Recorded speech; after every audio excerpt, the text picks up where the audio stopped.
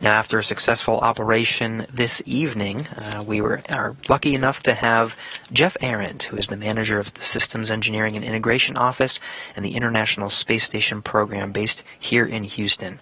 Jeff, how do you hear us? Loud and clear, Gary. How do you hear me? Hey, loud and clear. Thank you for joining us, Jeff, and providing some remarks. We just saw Antares deliver 8,200 pounds of cargo, including science and supplies, to the into orbit, and it's on its way to the International Space Station. I'm curious, from your perspective, from the International Space Station Program perspective, what are some of the key highlights of science, hardware, something on this vehicle, something on this mission that you're particularly looking forward to arriving at the International Space Station?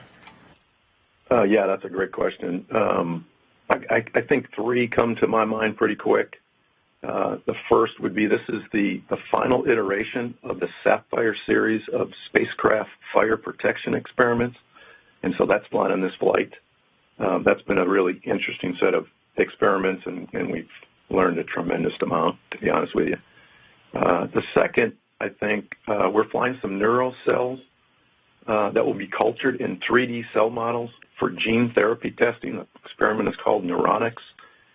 Gene therapy shows promise, but the 3D models needed to test these therapies do not form in Earth's gravity, so creating these 3D cell cultures in microgravity could provide a critical platform for drug discovery and gene therapy testing, so really, really cool stuff. The last would be we're actually flying a new potable water dispenser. We're actually calling it our Exploration Portable Water Dispenser. It provides hot water and improves sanitation for the crew's use. This will double the number of water dispensers that we have on board and certainly speed up meal preparation, because I think, as you know, and most of our listeners know, because rehydration is required for so many of the crew's meals, having one dispenser, I'm sure, takes a while for meal prep. So I'm sure the crew will be very excited about that. Yeah, I'm sure if they had any direction into what gets installed first, I'm sure they would choose that one just so they can get a couple of snacks early. Absolutely. Jeff, we're coming up on 10 years since Cygnus won with Orbital Sciences in September of 2013.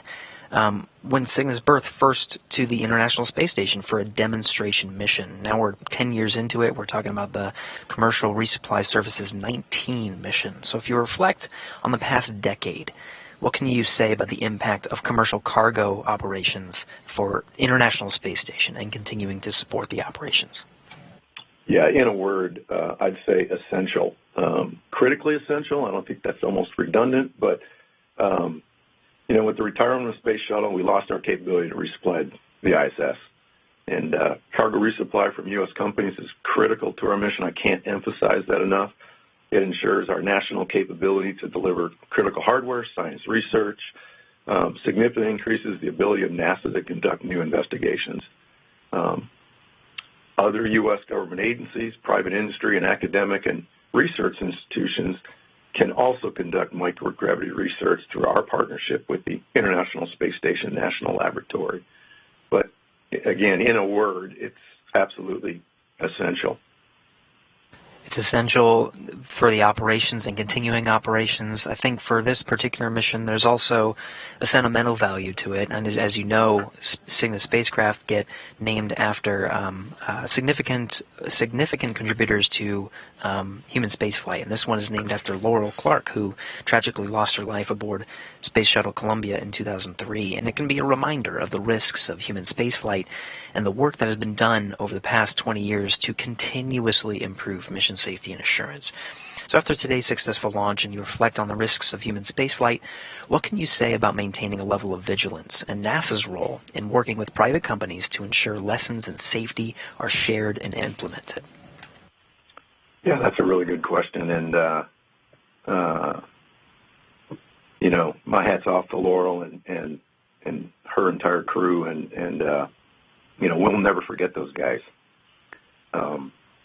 Focusing on the fact that safety is a top priority at NASA and the lessons learned are deeply embedded in our culture. We share our lessons learned with the younger generations as they enter the workforce, and we work collaboratively with our commercial partners to ensure the lessons are passed on and openly shared and implemented to ensure our future success in human spaceflight. The other thing I'd add is following the Columbia accident, NASA formalized an additional level of diligence by defining institutional technical authorities for safety, engineering, and crew health.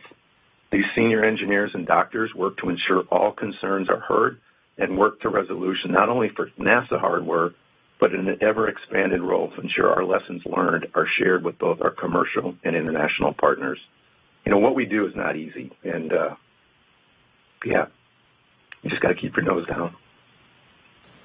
Powerful words, Jeff, and I think it's a testament to the success of this launch. It makes it looks easy that we just lift off the pad and go into orbit, but certainly a lot of work was put into it. Jeff Aaron, thank you so much for joining us for today's coverage and providing these remarks. Appreciate you coming on. Yeah, thanks so much, Gary. Appreciate it. That was Jeff Aaron, Manager of Systems Engineering and Integration Office at the International Space Station Program.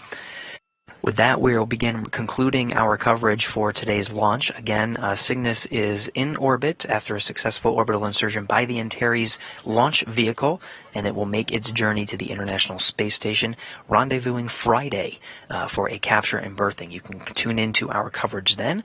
On Friday morning, we'll begin our coverage at 4:30 a.m. Eastern Time. We're expecting the capture by the robotic arm, controlled by Woody Hoberg, the prime robotic arm operator, and backed up by Frank Rubio at 5:55 a.m. Eastern Time, 4:55 a.m. Central Time on Friday, August 4th.